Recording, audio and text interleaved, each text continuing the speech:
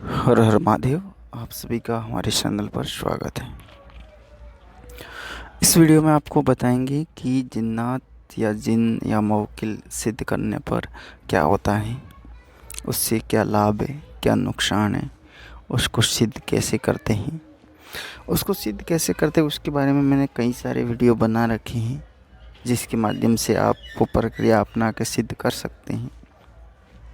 और कुछ काम उनके क्या है वो भी बता दिए हैं, लेकिन आज मैं आपको स्पेशली बताऊंगा कि जिन्नात या जिन्न है जो मुवकिल है, इनको सिद्ध करने के बाद में आप उसको कैसे, उसके काम है, उस कामों के लाभ ले सकते हैं, क्या क्या काम करते हैं, और कोई नुकसान है तो वो भी क्या है। तो आपसे निवेदन है, आपने अभी तक इस चैनल को सब्सक्राइब नहीं किया है तो ज़रूर करें, घंटे के बेल आइकन को दबा दीजिएगा ताकि आपको नई वीडियो नई जानकारी के साथ में मिलती रहेगी। बात करते हैं जिन और जिन्नात सिद्धि की। जिन जिन्नात मुवक्किल ये एक ऐसी सिद्धियाँ होती हैं जो बहुत एक अलग तरह की पावरफुल ख़तरनाक तरीके की साधना होती हैं। जैसे हिंदू धर्म में बेताल साधना करते हैं, खबीस साधना करते हैं, तो बस उसी प्रकार से इस्लामिक धर्म में भी जिन्नात मुवक्किल जिन ये सब साधनाएँ होती हैं, और ये उन्हीं तरह ये भी पावरफुल होती हैं। जैसे बेताल कहीं पर भी कोई आग लगाना, कहीं पत्थर फेंकना, किसी को उठाना, किसी को पटकना, कुछ भी करना है तो वो कर देता है। वैसे ही बस जिन्नात वगैरह ये भी ऐसे ही करते हैं, किसी को उठाना, किसी के पत्थर फेंकना, किसी के आग लगवाना और किसी के साथ में कुछ भी करना, अच्छा भला बुरा सब कुछ करने को हाजिर रहते हैं। बस अब समस्या यह आती है कि इनको सिद्ध करने के लिए एक तो मेहनत बहुत ज़्यादा होती है, क्योंकि ये हर किसी साधक के वश में नहीं होते हैं। इसमें वही साधक कारगर होता है जो जिसके पास में कई सारी गुरु सिद्धियाँ होती हैं, गुरु मंत्र सिद्धियाँ होती हैं, कई सारी और सिद्धियाँ या अपनी इष्ट शक्तियाँ की सिद्धियाँ होती हैं, जो रोज़ाना ही कुछ ना कुछ उनकी एक्टिविटीज़ होती हैं। इसके अलावा जो इतने बड़े आमिल होते हैं कि उनके पास में रोज़ाना कई सारे मरीज़ वगैरह आते हैं, जिनमें कई जिन्नातों की, जिन्नों की, भूत प्रेतों की हाज़िरी होती है, और उनको कंट्रोल करता है, उनको निकालता है, उनको वापस भेजता है, उनको बुलाता है। तो ऐसे आमिल होते हैं वो इन शक्तियों को जल्दी सिद्ध कर लेते हैं।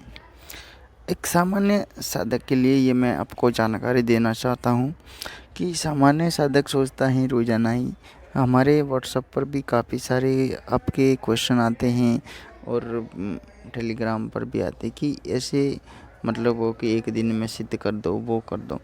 एक दिन में कर सकते हैं, लेकिन जो आमिल होते हैं वही एक दिन में उसको बुलाते हैं और एक दिन में उनसे वार्तालाप करते हैं।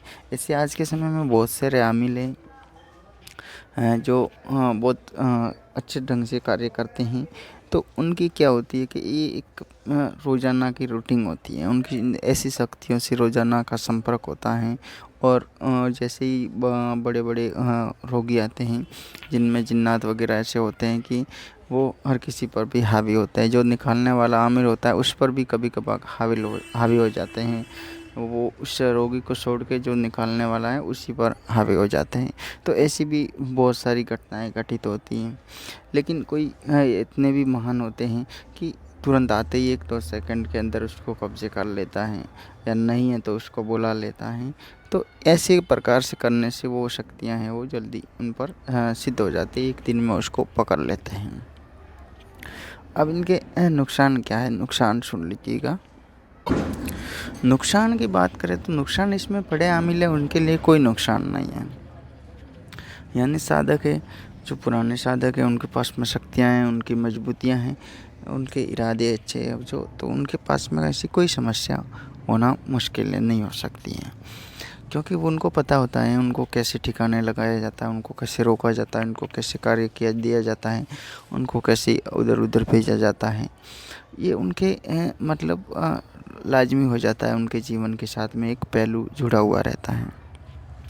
नुकसान उन लोगों को होता है जो नए साधक बनना चाहते हैं या नई कोई साधना करते हैं या सीधे ही डायरेक्टली ऐसी साधनाएँ करते हैं, जिनसे क्या होता है कि उनकी खुद की इनसिक्योरिटी के कारण वो समस्याएँ झेल लेते हैं और फिर उन पर हावी हो जाते हैं। और ये ऐसी शक्तियाँ होती हैं कि एक बार हावी हो जाते हैं तो फिर उसकी ज़िंदगी तबाह कर देती हैं, उनको बर्बादी हो जाती है, उस साधक से निकलना मुश्किल हो जाता है, वो पागल या किसी अन्य स्थिति में हो जाता है, या कभी कभार ऐसा होता है कि उसको मरी वगैरह की ऐसे रोग हो जाते हैं। लोग समझते हैं कि उसको मरी वगैरह आती है, उसको चक्कर आती है, उसको कैसे ऐसे काफ़ी सारे ऐसे कुछ होते हैं, उनके कुछ हाथ बाएँ कहीं फूलना या उसके कोई आँखें वगैरह घूमना, कोई कहते हैं कि उसके ऊपर कोई किसी देवताओं का कुछ निकला है या वो है वो। तो ये क्या होता है कि ऐसी कुछ शक्तियाँ होती है, कोई निकला हुआ कला नहीं होता है, इनको कंट्रोल करके उनको सही किया जा सकता है। इनके सही करने के लिए भी एक अच्छे आमिल की आवश्यकता होती है। फिर वो बड़ा आमिल होता है, वो ऐसी शक्तियों को सिद्ध करके उस साधक से जो भी ऐसी शक्तियाँ सिद्ध करने की कोशिश करता है उनको वो सही कर देता है। फिर उसको या तो इसमें ये होता है कि जब इनकी साधनाएँ करते हैं तो इनका एक मजबूती के साथ में अपनी सिक्योरिटी होना अति आवश्यक रहता है। ये कुछ विशेष इनके बारे में जानकारी रखना अति आवश्यक रहता है। जिन जिन्नात की हाज़िरी के लिए आपको यही है कि आप चाहे तो किसी इंसान पर भी इसकी हाज़िरी बुला सकते हैं। आप सोचते हैं कि इसका प्रत्यक्षीकरण काफ़ी मुश्किल से होता है, ऐसे प्रत्यक्षीकरण नहीं होता है। और दूसरी बात कि इनका प्रत्यक्षीकरण जो होता है वो आवासीय बस्तियों से काफ़ी दूर वीरानों में होता है। आवासीय बस्तियों में इनका प्रत्यक्षीकरण नहीं होता है, वहाँ पे एक हवा के रूप में, आग के रूप में, एक चौके के रूप में ये शक्तियाँ हैं जो आती है और जाती है। बाकी इनका इतना वो नहीं होता है कि जितना आप सोचते हैं कि 1 घंटे पर बैठेगा, बात करेगा, तो ये नामुमकिन सी वार्तालाप होती है। अगर आप किसी के ऊपर इसको मुलत करते हैं, यानी किसी के ऊपर उनकी सवारी लाते हैं, तो आप किसी नाबालिग कोई बच्चे होते हैं तो उनको बैठा के भी उन पर ला सकते हैं, या फिर कोई रोगी होता है तो उस रोगी के स्वयं के अंदर भी ला के इनकी हाज़िरी करके इनके बारे में वाक़या किया जा सकता है। बात करते हैं प्रत्यक्षीकरण वाले टॉप की, तो प्रत्यक्षीकरण का एक अलग लेवल होता है। प्रत्यक्षीकरण में आमिल जब होता है तो उस शक्तियों का प्रत्यक्षीकरण जा करता है। वहाँ आवासीय बस्ती से आप दूर जाइएगा, सभी को प्रत्यक्षीकरण हो जाएगा, ऐसी बात नहीं है कि नहीं होता है, हो जाता है। इसमें कोई ज़्यादा सोचने विचारने की भी बात नहीं है, लेकिन इसमें यही होता है कि अपनी सिक्योरिटी मजबूती और अपनी जो शक्तियाँ होती हैं वो पावरफुल होती है। आमिल की शक्तियाँ पावरफुल होती हैं तो जाके ही उनका प्रत्यक्षीकरण किया जा सकता है। जब उनका प्रत्यक्षीकरण किया जाता है तो ये आमिल के सामने बैठते हैं और आमिल के सामने खड़े भी होते हैं और आमिल से वार्तालाप भी करते हैं। उनकी कुछ वार्तालापों में, उनके कुछ आवाज़ों में कुछ ऐसा भी सिस्टम होता है कि जो केवल आमिल की आवाज़ के साथ में या आमिल के कानों तक ही उनकी आवाज़ें आती हैं। क्योंकि ज़्यादातर इनकी आवाज़ें होती हैं वो कोई अगर साधु सिद्ध करेगा, साधक सिद्ध करेगा तो वो उसी के लिए होती हैं। अब दूसरी बात ये होती है कि जहाँ पे कोई ऐसी जगह होती हैं जहाँ से लोगों का कहना होता है कि यहाँ से रोज़ाना ही कुछ आवाज़ें आती हैं, या कुछ भूत प्रेत हैं, जिन जिन्नात हैं, तो उनकी आवाज़ें आती है। तो वो क्या होता है कि काफ़ी लोगों को उनकी आवाज़ें आनी शुरू हो जाती है जो आसपास में रहते हैं। तो वो शक्तियाँ एक होती है, एक तड़प वाली शक्तियाँ होती है जो जिसमें क्रोध होता है, तड़प होती है, जो मतलब किसी जगह वो अपने हुए को फंसे हुए समझती हैं, या वहाँ पे किसी का आना उनको पसंद नहीं होता है, वो वहाँ उस एरिए पे राज करना चाहती है। उनका कोई ना कोई उनका मतलब होता है ऐसा तरीका, ताकि वो स्वयं को सर्वश्रेष्ठ बना रखें।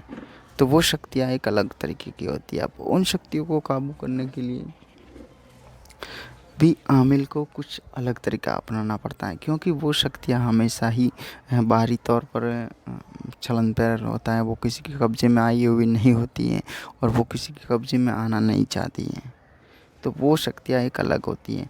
लेकिन जो साधना के क्षेत्र में अगर इन शक्तियों को काम में लेना चाहते हैं तो उनका शेड्यूल भी एक अलग तरीके का होता है। तो इस प्रकार को इसको समझना चाहिए और समझने के बाद में ही इनका प्रोसेस करना चाहिए। तो आपको वीडियो अच्छा लगे तो लाइक और शेयर ज़रूर करना, चैनल को सब्सक्राइब करना। हर हर महादेव।